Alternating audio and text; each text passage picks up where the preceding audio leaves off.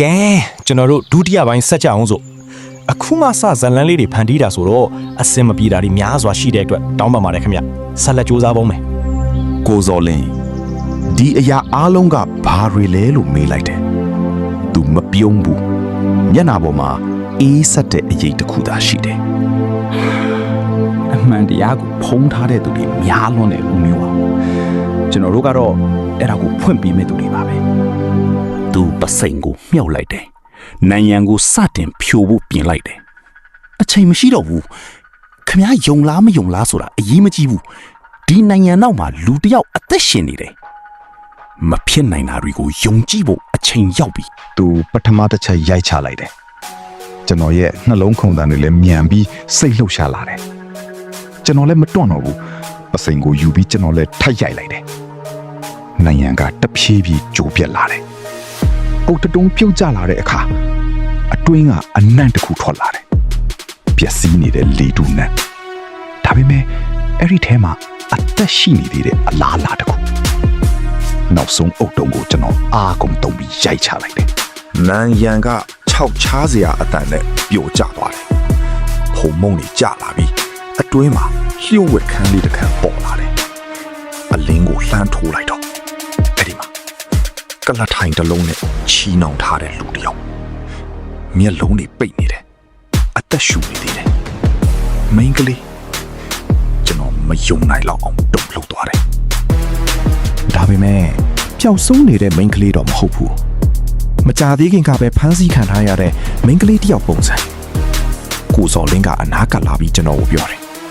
နောက်ထပ်တစ်ယောက်မပျောက်ခင်ကျွန်တော်တို့ကယ်လိုက်တာပဲဦးမျိုးအောင်ကျွန်တော်ထိတ်လန့်တုန်လှုပ်စွာနဲ့မေးလိုက်တယ်ဒါဆိုကျွန်တော်ရှာနေတဲ့မိန်းကလေးကဘယ်မှာလဲ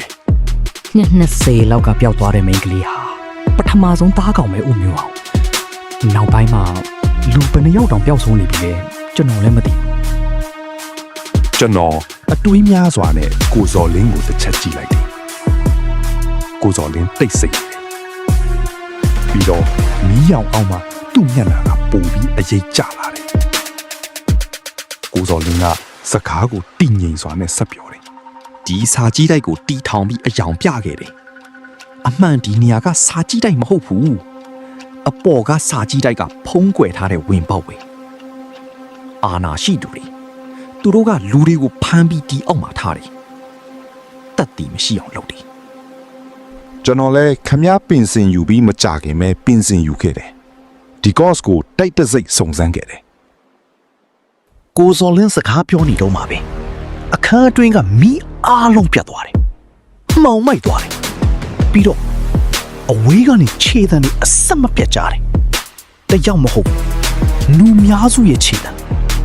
ကိုဇော်လင်းကကျုပ်ဘက်ကိုလှည့်ပြီးတူတူလေးပြောတယ်သူတို့တိသွားပြီကိုမျိုးအောင်ကျွန်တော်လက်နေတမီကိုတင်းတင်းကင်လိုက်တယ်ဘလို့လုံးမလဲသူ့မျက်လုံးထဲမှာပြန်ပြီးမျက်ရည်မရှိတဲ့အေးဆက်မှုနဲ့တိုးတိုးလေးရေရွတ်လိုက်တယ်ဒီတခါတော့ထွက်ပြေးမှာမဟုတ်ဘူးအမှန်တရားကိုအဆုံးထိထုတ်ဖို့မယ်ခြေတံတွေနီးလာတယ်မှောင်မိုက်ထဲမှာတကားတွေတစ်ခုပြီးတစ်ခုပိတ်တံတွေအဆက်မပြတ်ကြားနေရတယ်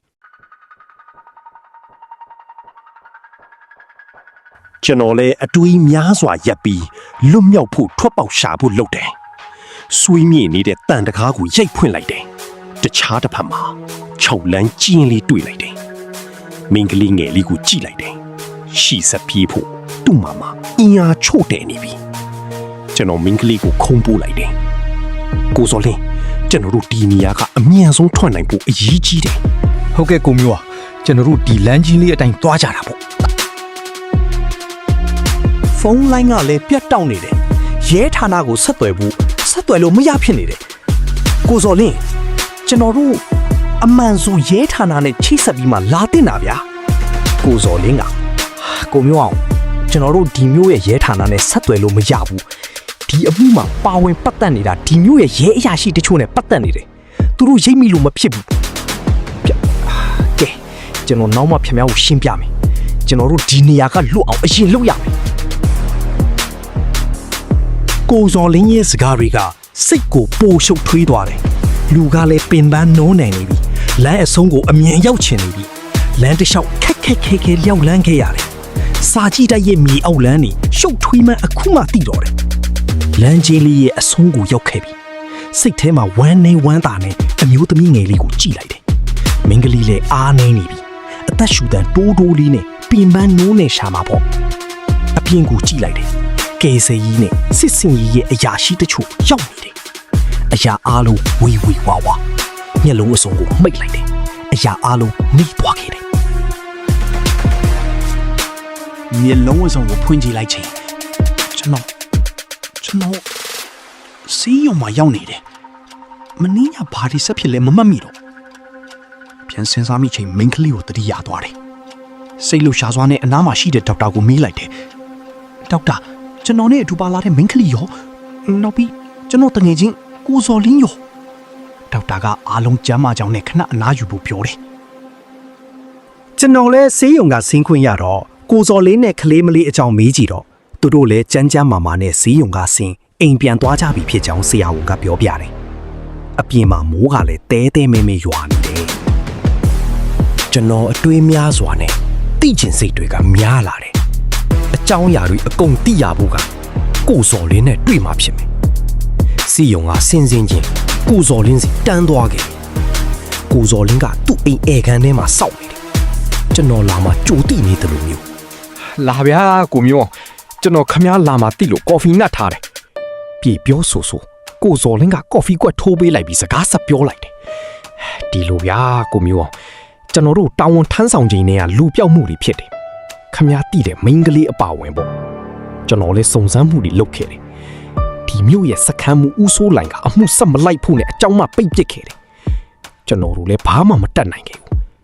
ကျွန်တော်တိတ်တဆိတ်စုံစမ်းဖို့လုပ်ခဲ့တယ်ကျွန်တော်လည်းခမည်းပင်စင်ယူပြီးမကြခင်ပဲပင်စင်ယူခဲ့တယ်ဒီ course ကိုတိတ်တဆိတ်စုံစမ်းခဲ့တယ်ကျွန်တော်စုံစမ်းကြည့်လိုက်တော့ပျောက်ဆုံးသွားတဲ့ကလေးငယ်တွေနဲ့အမျိုးသမီးလေးတွေကမိဘမဲ့တချို့ကအင်ချီယာမဲ့တချို့ကစင်းရဲနွမ်းပါတဲ့မိသားစုတွေကဖြစ်နေတယ်အမှုကိုအစဖြောက်လို့လွယ်အောင်အမှုဆက်မလိုက်နိုင်အောင်ပေါ့ဗျာပြောဆိုကိုဇော်လင်းကကော်ဖီခွက်ကိုမှော့တော့လိုက်တယ်ပြီးတော့သူတီးငိမ်စွာနဲ့ဆက်ပြောတယ်ခမားကိုအကူအညီတောင်းတဲ့ကလေးမလေးဆိုရင်ပဲကြည့်လေမိဘမဲ့ခိုးရမဲ့လေကိုဘဝကိုရုန်းကန်နေရသူမဟုတ်လားကိုမျိုးအောင်ကိုဇော်လင်းပြောမှကျွန်တော်စဉ်းစားမိလိုက်တယ်ဟုတ်ပါတယ်သမီးလေးနာမည်ကမူးတူငငယ်လေးတဲ့ကမိဘတွေဆုံးပါရှာတော့အတော်အပြိုကြီးနဲ့หนีရရှာတယ်အတော်အပြိုကြီးကလည်းကျမ်းမာရေးမကောင်းစီးပွားမရှာနိုင်တော့ပညာလည်းမသင်နိုင်ရှာဘူး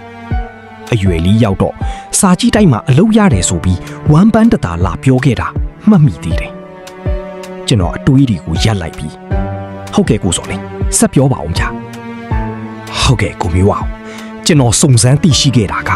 ဒီမျိုးရဲ့စခန်းမူဦးဆိုးလှိုင်းကတထီးကြီးဦးဘောကားနဲ့ပေါင်းပြီးစာကြည့်တိုက်အယောင်ပြလူကုန်ကူးမှုတွေလောက်ကင်နေတာစုံစမ်းသိရှိခဲ့ရတယ်